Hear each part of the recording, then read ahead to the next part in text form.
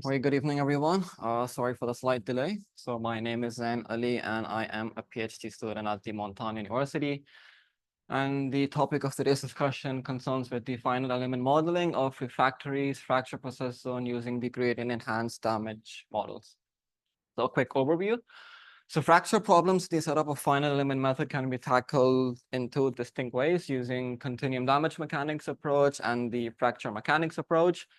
So in the damage mechanics approach, the fracture is represented using a fracture process zone within which the material stiffness degrades. And the unique thing about this is that the displacements across this fracture process zone are continuous. Whereas in the fracture mechanics approach, we make use of an actual discrete macroscopic crack across which the displacements are discontinuous. And the GD model falls under the category of continuum damage mechanics model. So in standard damage mechanics model, it suffers from a few key inherent issues. Number one being that the partial differential equations that governs a problem loses its ellipticity upon the action of strain softening. And the second issue is that the models are normally very dependent on the orientation and the size of the discretization. To overcome this issue, there is another approach which makes use of something called as the non-local based damage model. In non-local based damage model, the idea is that the internal variable is regularized or rather smeared in order to overcome these inherent issues.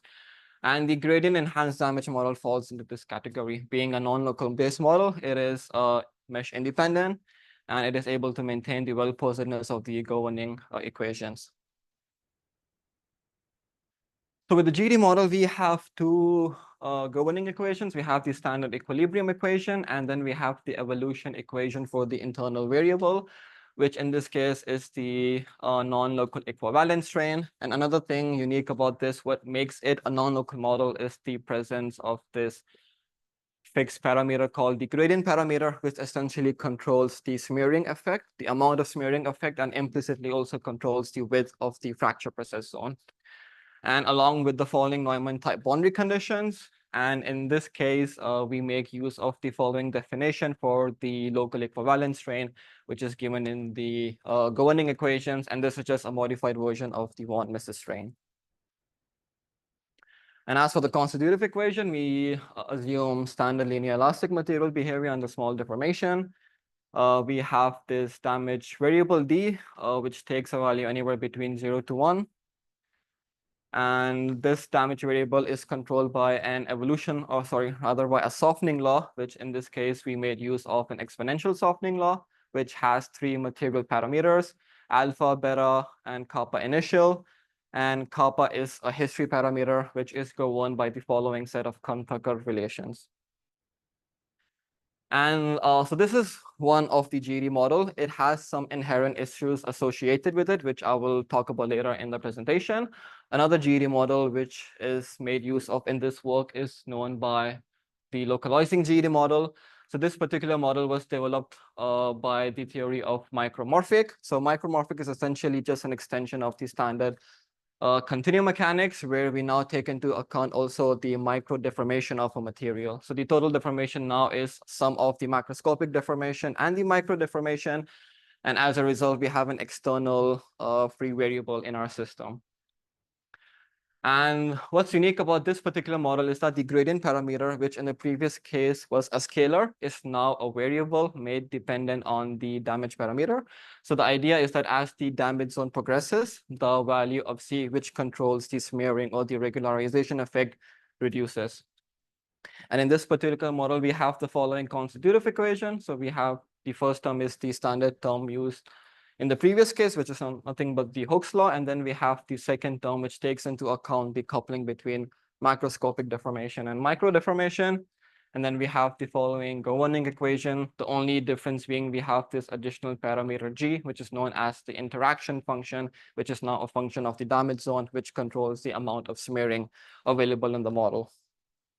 And a third type of model that I've made use of is known as the anisotropic stress-based GAD model. So in this case, what makes it different from the standard model is instead of having a scalar parameter, we now make use of a variable matrix, which is a function of the stress space. So the idea is that in the damage zone, as the material loses its stiffness, the stresses reduce gradually. And as the stresses reduce gradually, the value of C also reduces. hence reducing the amount of smearing available in the model. And now I come towards the application of the GED models. In this case, we made use of a wedge splitting test geometry, which is normally used with quasi-brittle material as it inhibits or as it allows stable crack propagation. And as for the material, we made use of magnesia spinel. And as for the model conditions, we made use of quasi-static conditions, plane strain, assuming isothermal conditions. And yep. And here are the results. So here are the results with the standard conventional GED model.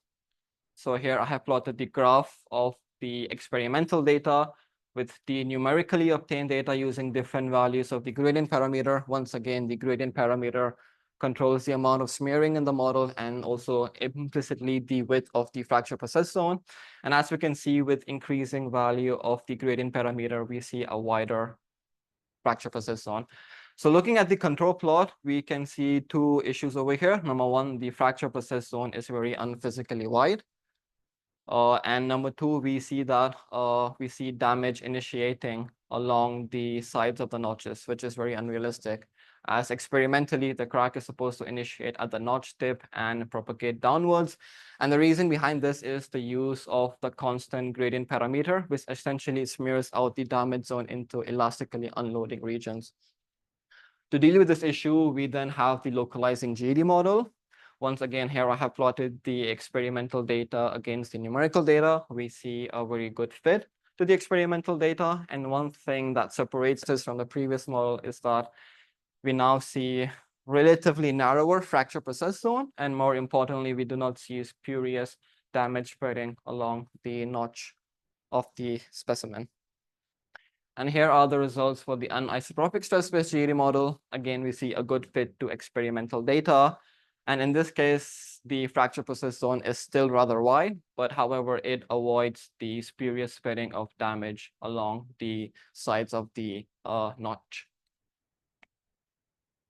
And here I performed a mesh convergence analysis. So the idea behind non-local model is that it is supposed to be mesh independent. And to prove this, we ran the same model using different discretization size. So we made use of quadrilateral biquadratic elements.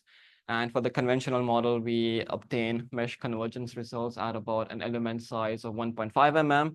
And with the localizing model, which gives more accurate results, we do need finer element size. And this can be quite an issue, especially if we decide to extend this to larger 3D models, then the computational time can be rather quite extensive. And here again, I made use of the localizing GED model, but this time I made use of a different softening law. We made use of a modified power law just to show the robustness of the GED model. Here we plotted the load displacement curve against experimental. Again, by using the modified power law, we see a good fit to experimental data. And in this case, the fracture process zone is narrower than the previous case, and we do not see any spurious damage spreading. However, one issue with this case is that we need even smaller element size. In this case, about 0.5 mm, which again, okay. So I'll just speed through this one. So refractories at the microscopic level are highly heterogeneous. And to take that into account, we make use of what is called a heterogeneous continuum, where we take the number of elements in the specimen geometry, distributed into 10 different groups, assigning each group's different strength properties, essentially mimicking the heterogeneity behavior that you would see at the microscopic level. And the elements are distributed based on Weibull distributions. And here are the results from the analysis. We see a good fit to experimental data. When it comes to fracture process zone, we made use of a different scale, essentially mimicking the experimentally observed fracture process zone we obtained from DIC analysis. What we can observe is that we see really realistic looking crack paths. We see crack branchings as well as we see a tortuous crack path, which are very physically meaningful results. And here is a summary. So we made use of the gradient enhanced damage model, and we applied it to simulate quasi-brittle fracture.